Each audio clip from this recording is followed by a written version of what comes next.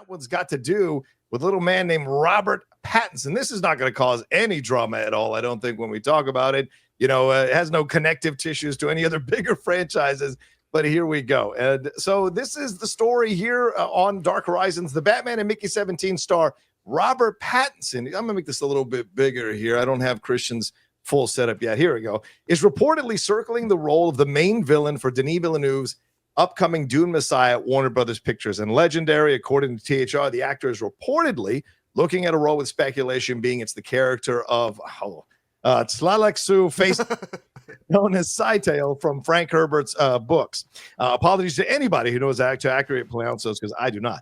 According to the trade, no offer has been made to Pattinson, who is currently filming Christopher Nolan's The Odyssey, in a role rumored over the weekend to be that of the Greek god's herald Hermes, though recent set photos have brought this into question. Pattinson, of course, has commitments to Matt Reeves' The Batman Part 2, which is aiming to shoot before the end of the year. So if he does Messiah, he'll have to squeeze the project in between Odyssey and Batman. Dune Messiah is currently on track to film this summer.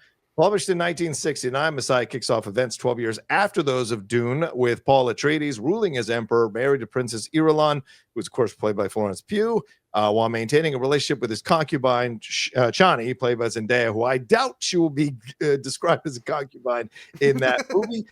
Forces plot against him, including the Bene Telics, an arcane xenophobic sect of genetic manipulators who traffic in biological products. Face dancers are genetically engineered servants with the ability to mimic any human. The recent Dune Part 2 brought in $714.6 million globally. Dune Messiah is expected to hit theaters on December 18th of 2026. So, Sean, you hear this news. Where does your mind? Here we go. Where does your mind go with this stuff when you hear this news of Robert Pattinson? Well, there's several different directions you can go, whether you talk about what does this mean for the production of Batman 2, but the one where I go with it is just how this guy has managed his career, because he does Twilight 15 years ago and really got kind of pigeonholed into, teen heartthrob, part of the most ridiculous franchise, but he spent a decade working on his indie credibility. Yeah. And so the people in the industry know this guy can actually act. He's not just Twilight sparkling vampire guy. He can act. And he reached a point in time where he goes, all right, time for the mainstream. And you look at the last few years, he's just collecting the biggest directors, and Reeves, Nolan, Villeneuve, and part of these big franchises. That's a really nicely handled career. Yeah. And so once you get past Twilight, he obviously is incredibly talented, and the best directors see that. So whatever they're going to do, I haven't read Dune Messiah, so I don't know how to pronounce the guy's name either, but if they're excited for him, I'm excited for him. But also there's all these things that feel like warning signs, like, is Batman 2 in trouble? Is this thing going to collapse? It got delayed again? What's going on? Yeah. Well, another thing to think about too here, Sean, is if this happens, this is going to be a reunion between Chalamet and Pattinson yet again, because if people didn't watch The King on Netflix, which is a version of Henry V, a Shakespeare play, Pattinson played the Dauphin, who is the French rival to King Henry, which is Chalamet's character. And they were incredible in that movie. It's definitely a one you can rewatch multiple times to really enjoy two fantastic young actors at a certain moment in their careers. And so the fact that they're coming together again with Florence Pugh, I mean, these are three phenomenal actors now who are really establishing themselves as awards contenders and developing a track record of incredible performances, whether they be, as you said, in independent movies or in franchise films. Right. And that's where it's kind of fun when you have those actors that aren't just doing big blockbusters, and they're good enough that when they do a blockbuster, it's the ones that have credibility to them. Yeah. That you're like, these are the directors that Pattinson's doing the Odyssey. Like, this is the real deal. Yeah. And, especially in his case where, Twilight had just, especially people my age, Twilight has such a stink to it, which they made something for teenagers. That's fine. Yeah. That's one project that he did. And he worked hard to earn the right to be taken seriously. Right. And I'm glad that it's finally paying off for him. Yeah, and this is multiple franchises, as you said, because you've got Twilight, you've got even Harry Potter. People forget he's in Harry Potter. You've got the Batman stuff. If this comes through, you've got Dune. There's a lot that he's collecting on both sides of the fence. But one of those, of course, is the Batman. So how do we look at this? Because obviously, clearly, we're both on the same side. this is exciting if he's really going to be cast as the villain, and Dune is going to be fun to see that. That's how you get more butts in seats, these great actors coming into it. But the Batman Part 2 is supposed to be shooting later this year. And as the article points out, he'd have to shove in his time on the set of Dune in between these two other projects. So what do you think? What's your feelings on this? Is this now moving towards the Batman Part 2 being delayed again? Or do you think this is much to do about nothing because the social media has been blown up about this a little bit? But I thought I read an article yesterday that Batman had been delayed by 6 months again. Yeah. Oh, yeah. And so, like, there's already something there where it's like, wait a minute, that was pushed back, and he's looking to take another big role, not a small little thing. This is a major event film with a big director as the villain that both comes with the filming time for that, as well as all of the stuff that comes afterwards. And if that's what he's throwing in there, it seems like, okay, this thing's not ready. And it's the same studio. Right. So it's like people that are in the same Warner Brothers are like, okay, we want to keep this guy in our house. Yeah. So let's put him in Dune. What does that mean for Batman? It just feels like there hasn't been any encouraging news about the Batman Part 2 in years. Like everything is, well, the scripts, we're working on it. We're working on it. And it's just discouraging. The report you're referencing came from Nexus Point News, and they said they now state that the Batman Part 2 won't begin filming until early 2026 at the earliest. Now, there is no official statement, I don't think, from the studio themselves, but you bring up an excellent point. The fact that it's the same studio, they know that they're pushing it, and because they're pushing it, they want to reward their main actor, Robert Pattinson, with something. So now possibly this is something they've done to fill in the time where he normally would have been shooting the Batman Part 2.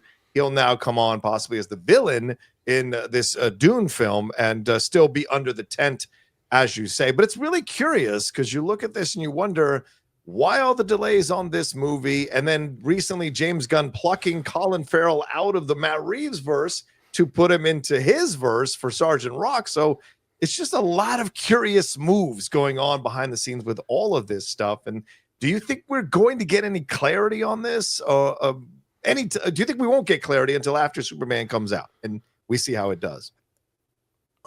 At the moment, it's starting to feel like maybe that's what's happening here, that enough time passed that they didn't get forward momentum on Batman Part 2 that they went, well, let's just see if we need to go all in on James Gunn or if we need to hedge our bets. Yeah. And when you're just a couple months away, you start feeling like, why would we hard commit to something when we're still at the point where we could pull the plug? Yeah. And that's what especially now it feels that way because there's just been no updates. There's only been delays. Yeah. And it feels like Warner Brothers is doing this with a lot of the DCU of they want to see how people respond to this movie. Does it get the numbers they're hoping for? Is it kind of moderate, or is it actual big disappointment? And decide from there where they're going to start throwing $200 million and what we're going to like hard green light and move forward on. But it certainly feels like Warner Brothers is going, let's just wait a few more months. Let's see what happens. And then we'll start throwing our money around. I mean, yeah, you hear these reports about DeLuca and Abdi possibly being on the chopping block. Then, of course, they're crowing like crazy after the success of the Minecraft movie. So now it becomes a little more, becomes more muddier. Then you hear all this stuff about how the Batman Part 2 is getting delayed. And then rumors that Pattinson is they're trying to figure out how to get him into the James Gunn verse of DC. How is that going to work? Tonal shifts, all of those conversations. And then you're right. I mean, there's a lot of pushback on this Superman movie after that sneak peek. It certainly wasn't my favorite, but I think a lot of people did like it. So you're seeing that it's not getting this universal crazy buzz necessarily. And it almost feels like it's lining up to be another one of these cultural touch point battle movies that we've seen recently. Sean, doesn't it feel that way when people on the right are already grabbing onto this and trying to destroy it and beginning the process of this? Yeah, it's frustrating that that's what the space has turned into, where everything's a battle. And this one's extra tricky because of the weird Snyderverse type stuff. Yes, I'm a right. big Zack Snyder fan. I'm a big fan of Henry Cavill and Zack Snyder's DC movies. Ditto. But then there's that side to it that's like the what we would call it the cult mindset that like that's their whole world of movies is Henry Cavill as Superman. And so there's people that are angry about this before they've seen a frame of it. And suddenly people hate James Gunn. It's like, where's this come? Didn't we like James Gunn until 5 minutes ago? I don't understand where this is coming from. And and then Superman is just one of these characters that he's been around so long that everyone has connected with a different version of Superman. Where even in the last 20 years, 30 years, there have been so many TV shows and people love Smallville or they love Superman and Lois. And that's what they connected to, or they connected with Henry Cavill. And so he's been reinterpreted so many different times that how do you find the version that everybody loves? That's a good on-ramp for my kids, that makes me happy, that makes 25-year-olds happy, that gets my mom who's 70 to go see it and she's happy. That's tough with a character where everyone has so many preconceived notions about the character. Yeah. And I for me, it's my most anticipated of the summer. So I'm so excited because I love Superman. I love James Gunn. So I'm curious as to what he's going to do, but I'm so nervous too. I don't know how I'm going to feel about it. Yeah, you get that weird feeling that you see certain channels or certain people are already starting to ramp up the content they're going to generate to go after this movie, and it really is super. I was watching something this morning and I was like, why is this guy even pining in on this stuff? And I was like, this is nonsense, some of his points of views and takes on this. And I'm like, this feels just like Star Wars all over again. This feels like Shades of Snow White all over again, where people are lining up to try to destroy this movie and use anything. So we'll see how that plays out. But if you look at the track record right now, Matt Reeves with the Batman and with the Penguin, of course, he wasn't the showrunner, but he was the EP. Those are two solid victories in his ledger. Whereas James, Creature Commandos was fine. I don't know about the finale, but Creature Commandos was fine.